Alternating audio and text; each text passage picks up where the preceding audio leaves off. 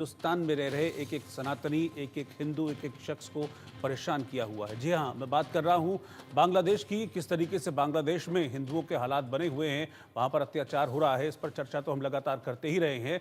लेकिन शेख हसीना, जिनको अपदस्थ कर दिया गया था, जान बचाकर उन्हें भागनी पड़ी थी बांग्लादेश से, अब वही बांग्लादेश चाहता है कि भारत शेख हसीना को उनके हवाले कर दे।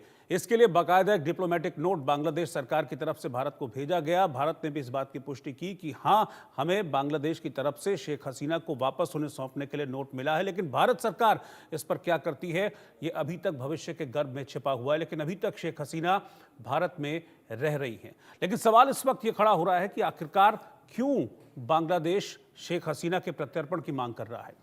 इन सवालों का जवाब हमें मिलता है उन घटनाओं से जो कि बांग्लादेश में हो रही हैं। अभी बहुत ज़्यादा दिन नहीं हुए हैं, 2-4-5 दिन पुरानी बात है, जब बांग्लादेश की राजधानी ढाका में एक म्यूजिकल कंसर्ट हुआ था।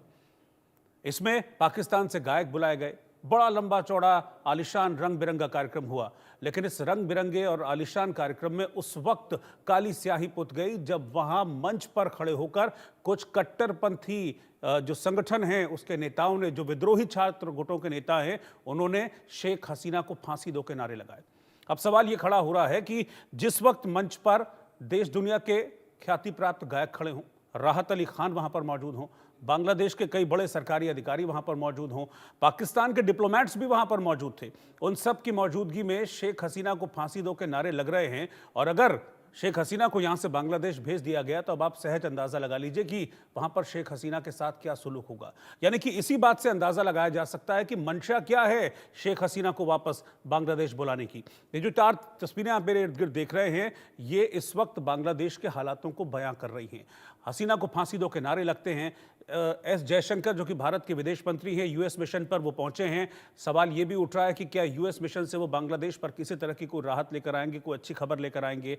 बांग्लादेश जो कि अपनों का नहीं हो रहा है, शेख मुजीबुर रहमान का नहीं हो रहा है, वो स्वतंत्रता सेनानी, वो फ्रीडम फाइटर्स जिन्होंने अपनी जान की बाजी बांग्लादेश के लिए लगाई, उनको जूतों की माला बांग्लादेश में पहनाई जा रही है। और अब यूनुस को इन सब हरकतों के लिए अमेरिका से फटकार भी लगी है। इन सब पर हम डिटेल चर्चा करेंगे, लेकिन पहले ये रिपोर्ट आप देखिए और ये रिपोर्ट आपको बताएगी कि कैसे बांग्लादेश में शेख हसीना को तालिबानी सज़ा की तैयारी हो रही है। समझते हैं ना तालिबानी सज़ा, जिस तरीके से इराक में सद्दाम हुसैन को चौराहे पर फांसी पर लटकाकर मार दिया गया था, वैसी ही तैयारी हो रही है कि शेख हसीना बांग्लादेश आए और उनको ऐसे ही फांसी की सज़ा दे दी जाए।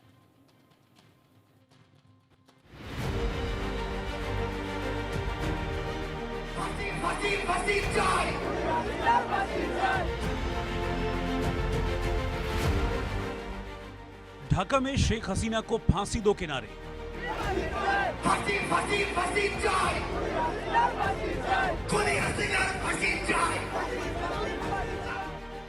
प्रत्यर्पण पर जोर, बांग्लादेश में फांसी का शोर।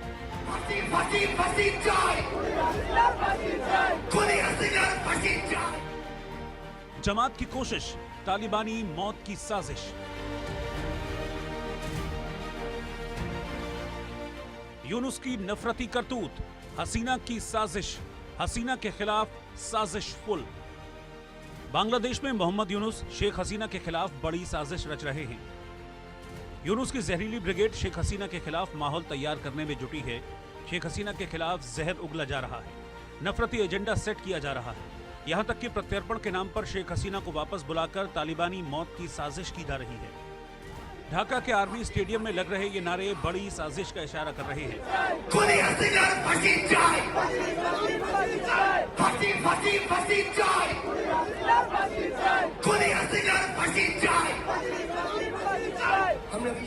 ढाका में जमातियों और कट्टरपंथियों के नारे बता रहे हैं कि यूनुस का प्लान कितना खतरनाक है।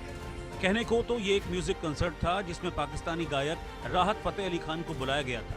म्यूजिक कंसर्ट में जिस वक्त शेख हसीना को फांसी दो के नारे लगाए जा रहे थे, वहां पर पाकिस्तानी उच्चायोग के कई अफसर भी मौजूद थे।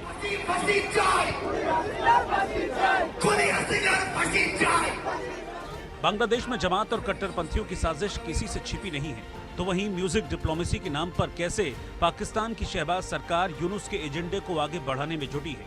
यूनुस की ये नफरती जमात शेख हसीना के खिलाफ जमीन तैयार करने में जुटी है, जिससे कि जब भी बांग्लादेश में चुनाव हो उनको फायदा मिल सके। शेख हसीना से मोहम्मद यूनुस क्यों खार खाए हुए हैं? इसकी इनसाइड स्टोरी किसी से छिपी नहीं है। ग्रामीण बैंक में जब यूनुस पर घोटाले के आरोप लगे तो शेख हसीना ने कार्रवाई भी की। यूनुस को ग्रामीण बैंक से हटा दिया गया और कई मामले दर्ज किए गए। इसी साल जनवरी में यूनुस को 6 महीने की जेल की सजा भी हुई। कुछ महीनों के बाद ही बांग्लादेश में शेख हसीना के खिलाफ माहौल तैयार किया गया। बड़े आंदोलन हुए। तख्ता पलट के बाद शेख हसीना को भारत आना पड़ा। ये सब यूनुस के पक्ष में रहा। यूनुस जो चाहकर भी कभी राजनीतिक पार्टी तक नहीं बना सके, अचानक से बांग्लादेश के सर्वे सर्वा बन गए। शेख हसीना की गैर मौजूदगी यूनुस को सुहाती है। तो सवाल है कि गैर मौजूदगी का प्लान का अंजाम क्या है? क्या हमेशा के लिए शेख हसीना से छुटकारा पाने की कोशिश की जा रही है? Bureau report, India news.